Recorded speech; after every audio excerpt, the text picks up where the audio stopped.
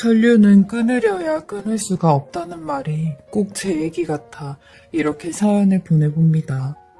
저는 현재 31살인 여자이고요. 90년생이에요. 사연 들으시는 분들 중엔 90년생인 딸이나 아들을 두신 분들이 많으실 것 같아요. 하지만 저한테는 그런 부모님이 안 계시답니다. 물론 어디선가는 잘 살아계시겠지만 반평생을 넘게 제 앞에 한 번도 나타나지 않은 분들이죠. 저는 부모가 없다는 이유로 정말 서글프게 산 사람이에요. 어렸을 때는 친구들한테 엄마가 없는 애로 12년 동안 손가락질을 받아왔고, 성인이 되어서는 부모 없이 자란 티가 나는 애로 손가락질을 받아왔어요. 근데 이런 저에게도 부모님과 아주 잠깐 같이 산 적이 있었어요. 아빠가 18살 때, 엄마가 16살 때 저를 낳으셔서 두 분이 성인이 되었을 때 잠깐 같이 살았거든요. 저희 엄마랑 아빠는 10대 때 저를 갖게 되었고 몇 번이나 저를 낳지 않으려고 했다가 시기를 놓쳐 그냥 낳으셨대요. 이 말을 엄마가 자주 하셨죠. 그래서 저한테도 정이 없다고 하셨어요. 근데 이런 말도 아빠가 있을 때만 하시더라고요. 마치 아빠한테 들으라는 식으로요. 지금 생각해보면 엄마가 절 핑계 삼아 아빠한테 불평을 했던 것 같아요. 너만 없었더라면 네 아빠랑 이러고 살지도 않았다는 말을 자주 하셨거든요. 근데 엄마도 말은 이렇게 했지 막상 저를 잘 챙겨주셨어요. 엄마가 밤마다 일을 하러 나가셨는데 꼭 아침에 들어오시면서 제 머리맡에 우유랑 카스테라 빵을 하나씩 사다 주셨거든요. 그러니 저도 이런 엄마가 좋았어요. 싫다고 하는 엄마의 품에 안기는 것도 좋았고 엄마의 뒷공무니를 졸졸 따라다니는 것도 좋았어요. 그 중에 제일 좋았던 건 엄마가 술에 취해 늦게까지 잠을 잘 때였어요. 그때는 하루 종일 엄마 옆에 누워있을 수 있었거든요. 하지만 아빠는 아니었죠. 술에 취해 항상 늦게까지 자고 있는 엄마의 모습을 보면 매번 큰 소리를 내셨고 하루가 멀다 하게 싸우셨어요. 그러면 엄마는 내가 돈 버느랴 이러고 있지 놀고 있어? 그러는 너는 나이값도 못하고 맨날 내가 벌어다 준 돈이나 쓰는 주제에 무슨 말이 이렇게 많아? 내가 돈 벌어다 주면 조용히나 있어야 될 거 아니야? 라며 아빠한테 맞서서 달려들으셨죠. 그럴 때마다 저는 엄마를 말리는 게 아니라 아빠를 말리며 아빠의 늘어진 러닝셔츠를 더 늘어뜨렸어요. 제발 그만하라고요.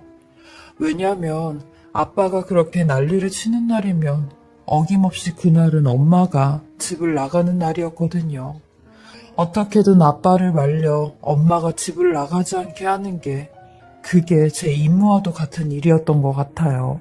근데 제가 7살 때 유치원을 다닐 무렵이라 기억이 나는데 그때 잠깐 엄마와 아빠의 사이가 좋았던 적이 있었어요. 그래서 동생까지 태어났죠.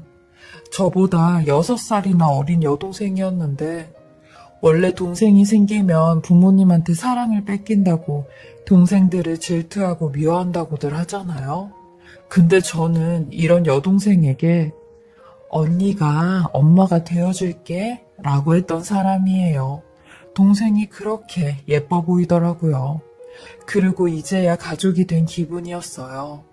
엄마도 동생을 낳으면서 더 이상 밤에 일을 하러 가지 않았고 아빠도 동생이 태어나면서 낮에 일을 하러 다니기 시작했어요. 이런 상황이 조금은 낯설었지만 결코 싫지는 않았습니다. 엄마랑 아빠가 드디어 제 부모가 된 기분이었어요. 그리고 그 다음에 초등학교 입학을 했는데 그때 처음으로 엄마랑 운동장 한가운데서 사진도 찍었어요. 비록 그 사진이 엄마랑 처음이자 마지막으로 찍은 사진이 되었지만요. 23살의 우리 엄마는 참 멋쟁이였고 이뻤어요. 아직도 하나밖에 없는 그 사진을 보면 엄마의 얼굴이 생각이 나요. 다른 엄마들과는 조금 다른 차림으로 눈총을 좀 받았지만 그때 엄마의 긴 생머리와 허벅지까지 오는 미니스커트는 제겐 자랑과도 같은 모습이었어요. 친구들이 다들 엄마를 언니 또는 막내 이모라고 생각을 했거든요. 하지만 이런 엄마는 제가 초등학교를 입학하자마자 또다시 저희 가족에게 멀어지게 되었어요. 예전에는 집에 들어왔었는데 이제는 집까지 안 들어오기 시작하셨죠. 그리고 어쩌다 한 번씩 집에 들어왔어요. 제 두돌배기 여동생은 친할머니가 봐주셨기에 엄마가 더 신경을 안 쓰셨던 것 같아요. 하긴 저도 5살까지 친할머니 손에서 자랐다가 엄마 아빠한테 온 거였거든요. 아무튼 엄마는 이렇게 집에 오면 저랑 동생은 안중에도 없고 힘들다고 바로 이불 속으로 들어갔어요. 나중에 커서 할머니한테 들은 얘긴데 할머니가 엄마한테 그러셨대요. 이제는 애도 둘이나 있고 너도 성인이니까 제대로 혼인신고하고 맘 잡고 살아야 되지 않겠냐? 언제까지 이러고 살 거야? 라고 하니 엄마가 그랬대요. 혼인신고 안 하는 이유가 언제라도 이 사람 떠날 수 있고 애들도 떠날 수 있잖아요. 근데 제가 혼인신고 해버리면 발목 잡히는 일인데 제가 그렇게 하겠어요? 그리고 만약에 하더라도 나중에 아주 나중에 할 테니까 신경 쓰지 마세요. 라고 했다네요. 그래서 제 가족관계 증명서를 보면 엄마가 없고 아빠만 있어요. 어쩌면 엄마는 아예 애초부터 아빠랑은 부부가 될 생각이 없었던 모양이에요. 그리고 이 말을 끝으로 제가 9살 때 영영 집을 떠나셨어요. 처음에는 일주일 뒤면 들어오시겠지, 그러다 한 달 뒤면 오시겠지 했었는데 아예 오지 않으셨어요. 엄마도 참 잔인한 게 이렇게 해서 서서히 저를 떼어내는 건가 싶었어요. 아빠나 할머니도 저와 같은 생각이었을 거예요. 매일같이 집에 들어오진 않았어도 3, 4일에 한 번씩은 왔던 엄마였으니까요. 그렇게 저는 또다시 할머니 손에서 자라게 되었고 가슴 한켠엔 입학식 때 엄마랑 찍은 사진만 보며 엄마를 그리워했어요. 언젠가는 엄마가 다시 돌아올 거라 믿었거든요.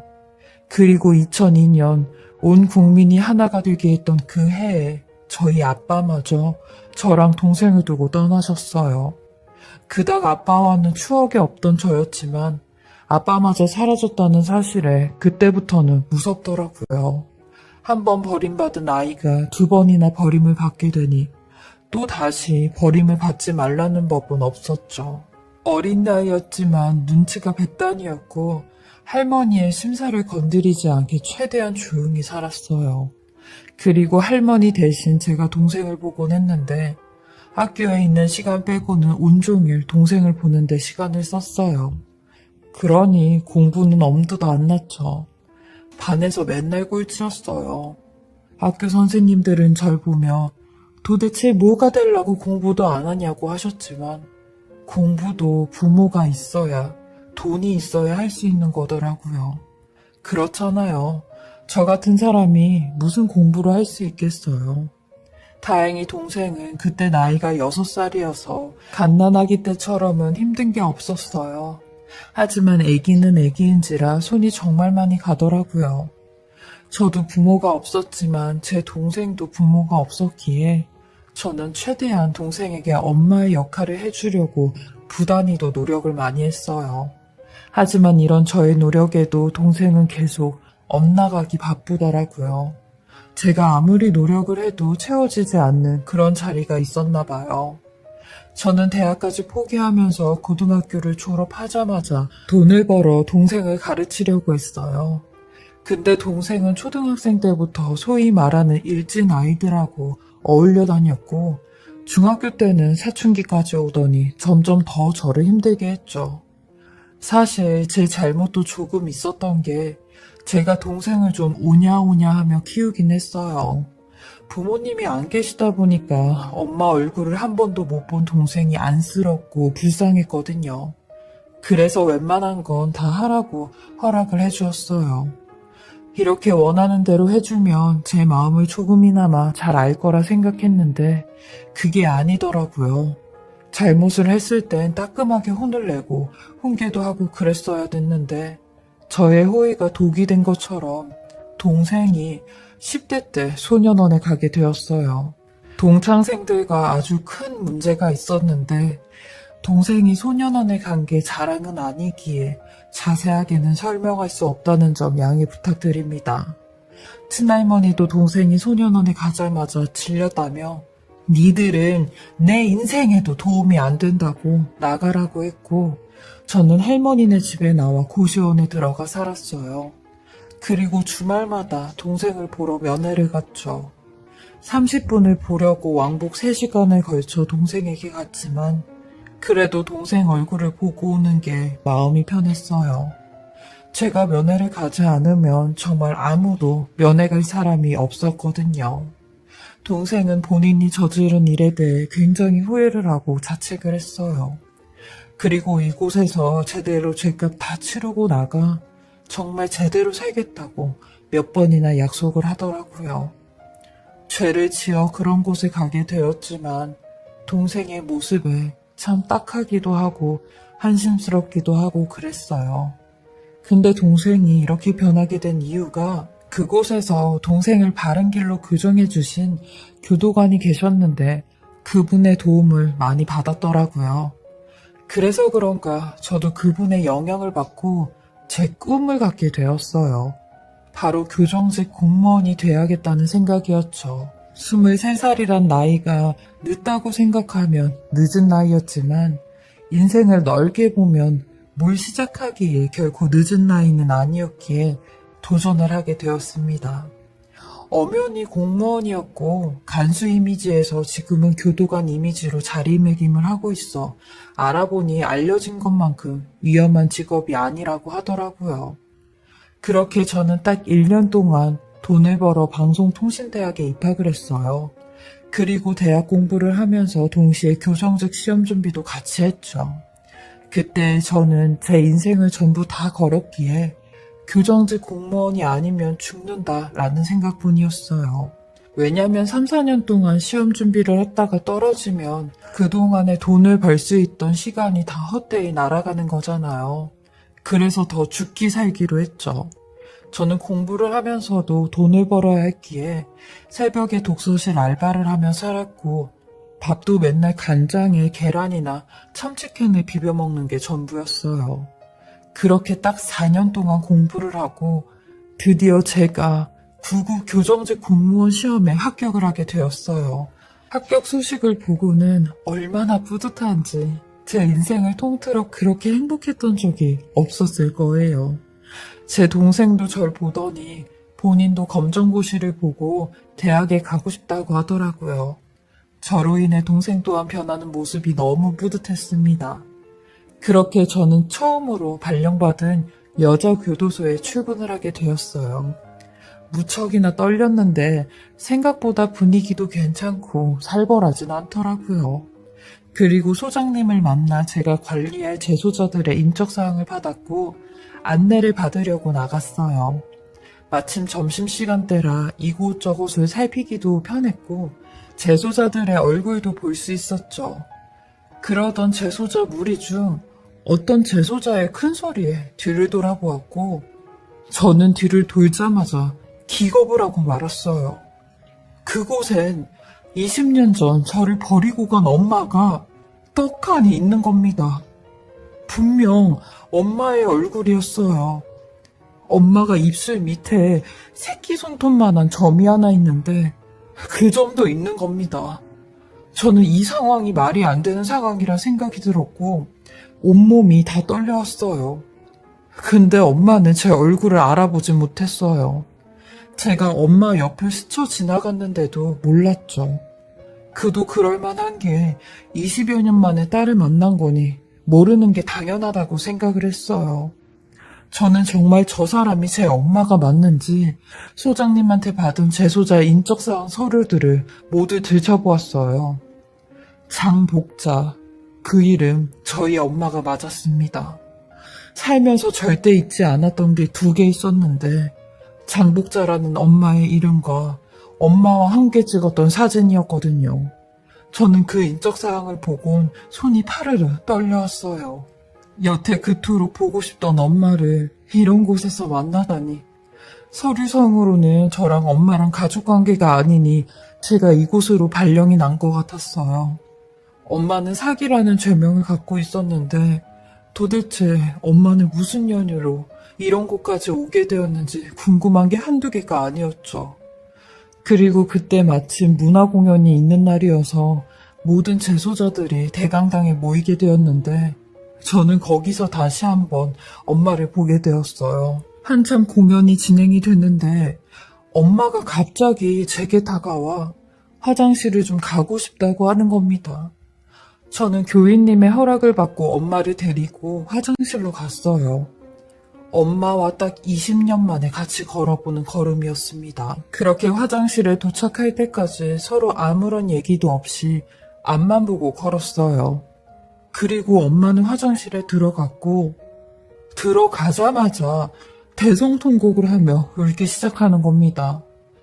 그 서글픈 울음소리에 저 또한 눈물이 났어요. 엄마도 저를 알고 있었던 거였죠. 엄마는 아주 작은 목소리로 문주야, 미안하다.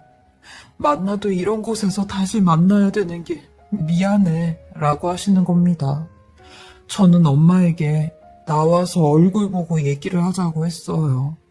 내가 정말 기억이 나는 거냐고, 나를 기억하냐고 하니 처음 보자마자 알았대요. 핏줄인데 땡기는 게 있지 그걸 모르겠냐며. 그리고 아까 가까이서 제 명찰을 보곤 확신했대요. 아, 내 딸이구나 라고요. 그렇게 저는 떨리는 손으로 엄마의 손을 잡았어요. 엄마는 미안함에 고개도 들지 못했지만 저는 그런 엄마를 꼭 껴안아 줄 수도 없다는 게 너무 힘들었어요. 왜냐면 재소자와는 신체 접촉이 불가하거든요. 그리고 이 사실을 알게 된 이상 제가 자진으로 전근 신청을 해야 할 수밖에 없었어요. 지금 이 순간이 엄마와 가장 가깝게 마주하는 순간이었고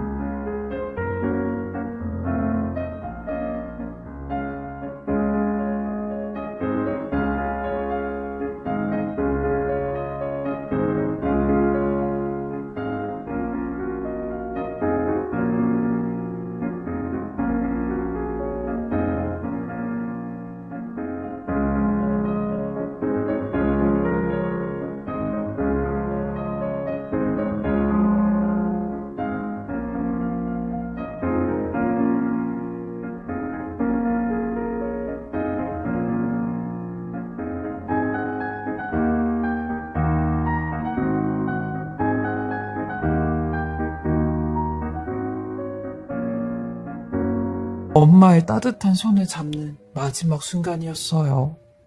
눈물이 앞을 가리는데도 저는 꾹꾹 참으며 엄마를 보내줄 수밖에 없었습니다. 그리고 곧바로 소장님을 찾아가 제 사정 얘기를 쭉 했어요. 그러니 소장님이 사실을 얘기해줘서 고맙다며 엄마를 따로 부르더라고요. 그리고 둘이 얘기를 좀 나누라고 정말 감사히 편의를 봐주셨어요.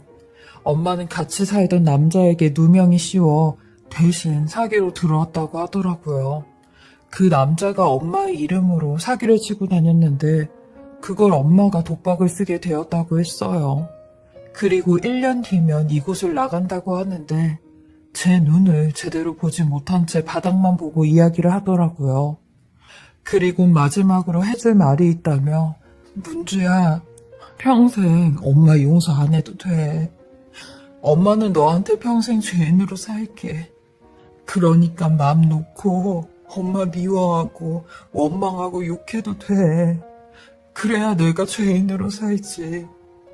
근데 너는 이런 엄마가 보고 싶었다고 하니 엄마가 더 네 앞에서 고개를 못 들겠다. 너무 미안해서. 라며 용서하지 말라고 엉엉 우시더라고요.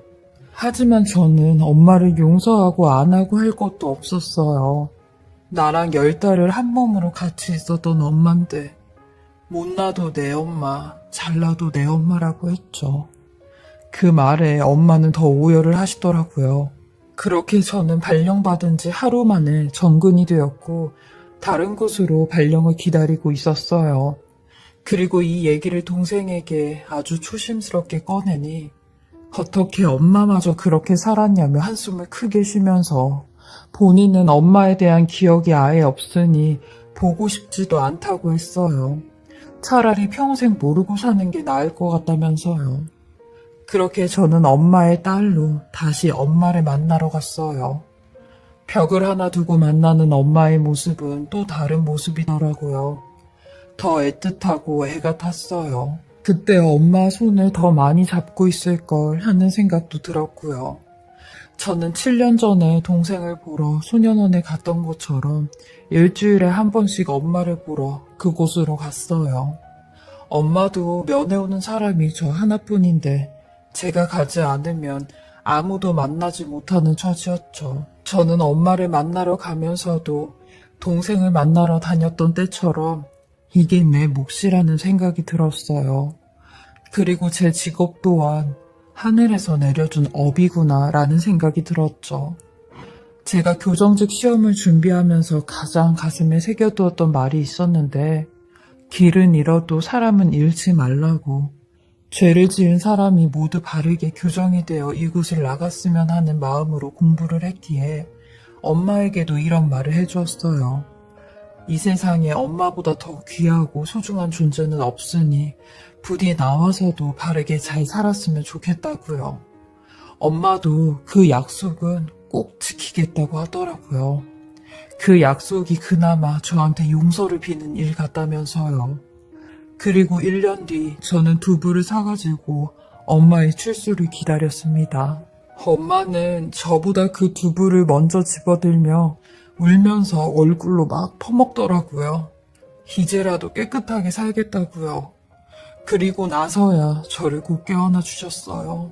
깨끗한 마음으로 저를 안고 싶다면서요. 지금은 엄마가 나온 지 1년이 지났는데요. 아는 분이 하시는 식당에서 성실하게 설거지를 하시며 잘 살고 계세요. 아직 엄마 나이가 47살밖에 되지 않아 엄마는 뭐든지 다 할 수 있다고 시켜만 주면 열심히 하겠다고 하세요. 그리고 한 달에 한 번씩 엄마와 같이 그동안 못 해봤던 것들을 하고 있어요. 제가 크면서 제일 부러웠던 게 남들은 너무나 당연한 일인데 저는 엄마가 없어 하지 못했던 엄마랑 같이 영화도 보고 밥도 먹고 장도 보고 하는 일이었어요.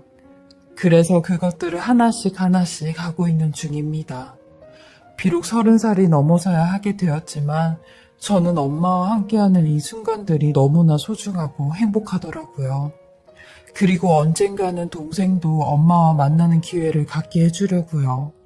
엄마가 동생도 많이 그리워하셔서요. 저랑은 4, 5년 동안 같이 산 세월이 있지만 동생은 정말 핏덩이일 때 엄마랑 헤어졌거든요. 그렇게 동생도 엄마에 대한 원망이 사라지면 언젠가는 새 모녀가 같이 사진을 찍는 게 제 작은 소망입니다. 제가 예전에 어떤 사람에게 그런 소리를 들은 적이 있었어요. 그렇게 널 버리고 간 엄마가 밉지도 원망스럽지도 않냐고요. 근데 미움보다는 사랑이 더 힘이 세더라고요. 엄마를 미워하다가도 사랑하니까 보고 싶고 그리워했던 것 같아요. 제 얘기를 들어주시는 분들도 누군가를 미워하시고 계신다면 용서하고 사랑하는 마음이 나를 더 편하게 만드는 거 알아주셨으면 좋겠습니다.